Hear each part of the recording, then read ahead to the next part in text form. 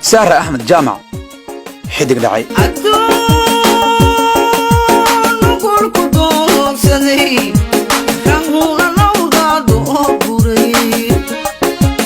afartii abriil 2018 shacabka Soomaalida ayaa waayay gabadhii lagu naanaysi jiray quruxdii fanka Soomaalida xubadu ma dhahane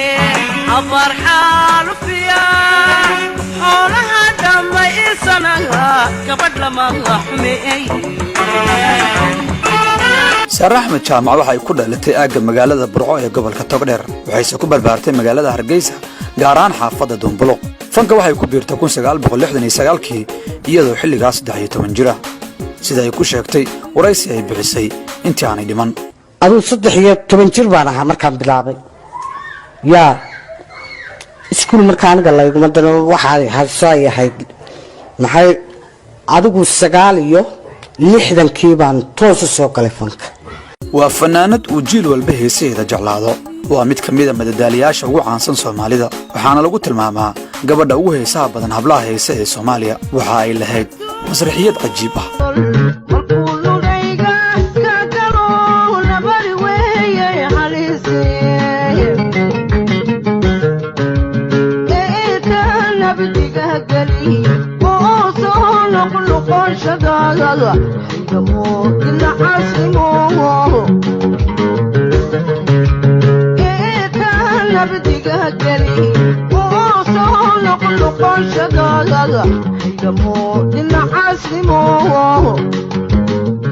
محمد نور قريق ayaa ahaa fanaankii ugu horeeyay oo Sara Ahmed la haysto waliba heesta caanka ah ee wacd iyo mideedii labaad ee maahay qadraay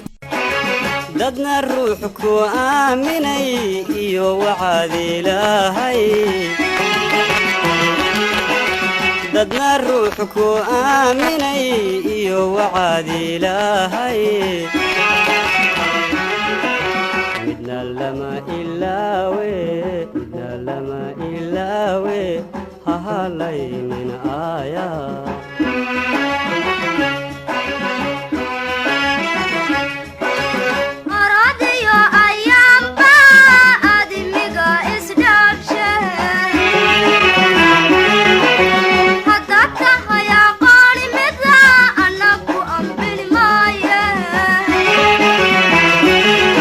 waatan Sara Ahmed Jaamac oo 2002 ka hadlaysa heesaha ay wada qaadaan iyada iyo Maxamed Nuur Gariig heestii ugu horeysay studio galo Maxamed Nuur Gariig baa igu horeeyay waxaana ahayd heesta lagu yiraahdo wacd heesta labaad Maxamed Nuur Gariig baan iyadana la qaaday waxa la yiraahdaa khatra oo waa heesta labaad ee aan studio ka qabtay walow igu horeeyay fanka Maxamed Nuur Gariig laakiin inaan la heesay oo ninkii igu horeeyay ee aan la heesay ma iloobi karna heesta gacantaada midig waan u baahanahay taasoo ah heestii saddexaad ee ay Sara Ahmed ka qabato idaacad waxaana la qaada aadan hurre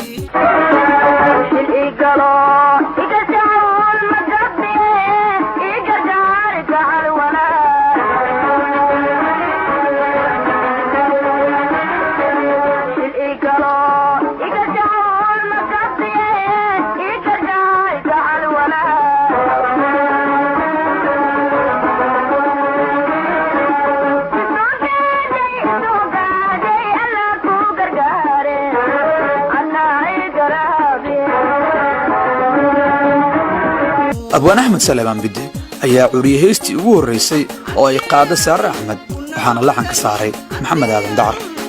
Sara Ahmed Jaamac waxay ka soo muuqatay riwaayadaha ugu caansan fanka Soomaalida sida Waraf iyo Shimbira war isuma hayaan Jaaliya Jacayl garasha garab weyd hadsamooyo la gaarin galbeed waa la xoreeyay nin qasbay jacaylka ma loo quuri karaa dab jacayl kari waaye iyo kuwa kale badan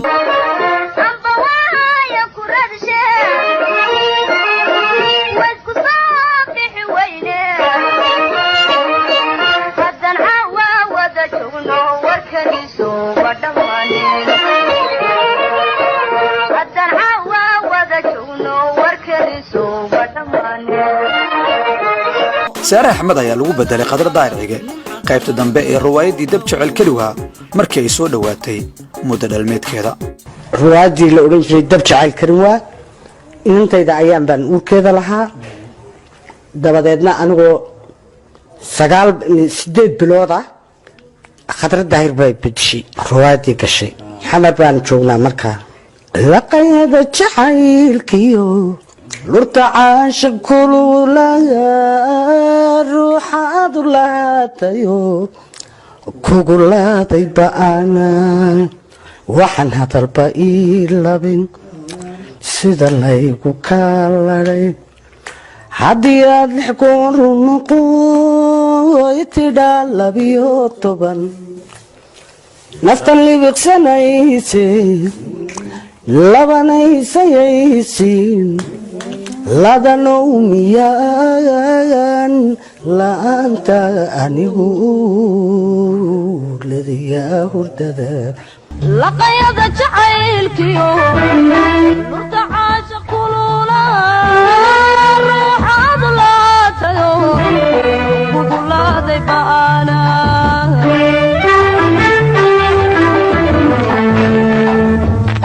waxaan hadalba ii labin sida laygu kaaladhay haddii aad 6 goor noqo itidhaa 12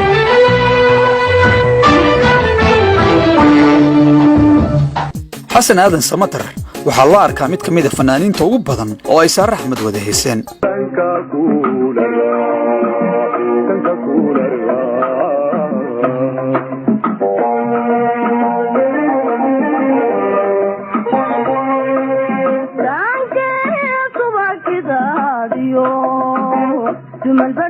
lagu shubay oo isabada ceelkiyo wahadu tahay agtiiso haddaba samatar wuxuu ka warramayaa waxa ay saare axmed uga duwaneyd hablaha kale ee fanka waxay kala duwaneed saare cod ahaan way kala duwaneed oo waxay ahayd iyada iyo magooli waxaa dhihi karaa dahablihii soomaalida guurreeya codka ugu khatarsanaa ugu cod macaanaa iyo dalla dhaqanka iyo aktarnimada xagga masraxiyadda iyo sida wax loo gudbiyo fanka way ka aad bay uga duwanay saare macnaha way ka muuqatay hablaha fanaaniinta soomaalida qoraaboobo yuusuf ducaale ayaa ka warramaya xilligii uu bartay saare axmed jaamac saare axmed jaamac aniga waxay igu horreysay 72kii meelahaas habeen riwaayaddii jeel iyo jacayl laga dhigayey sinima oktoobar anoo qurbaha ka imid berigaas araggeeda igu horreysay dee muddo badan oo ka horreysana way heesaysay muddo ka horreysay badi heesaha ay qaada saare axmed waxaa curiyey abwaaniinta axmed saleebaan bide cabdiqays maxamed cumar huryo iyo xasan ganey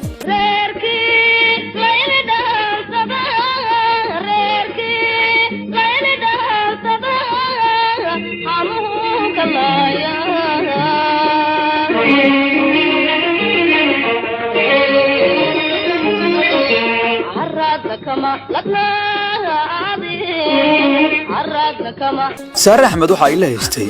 inta badan fanaaniinta ugu caansan gayiga soomaalida sida xasan aadan samatar maxamed nuur gariig cabdi cali bacalwaan muuse ismaaciil qalinle axmed mooge liibaan cabdinaasir macalin siciid cabdiraxmaan dheere iyo kuwa kale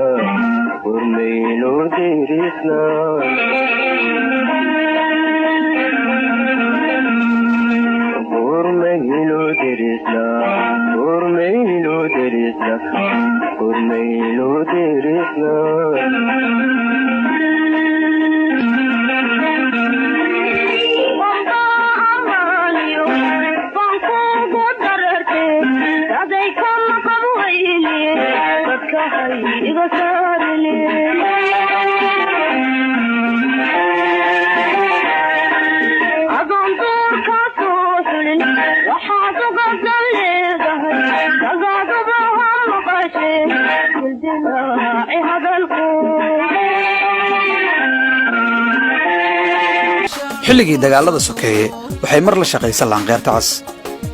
saare axmed jaamac waxay ifka uga tagtay 11 carruura waxayna baaqi ku ahaan doontaa qulubta qof walba oo Soomaali ah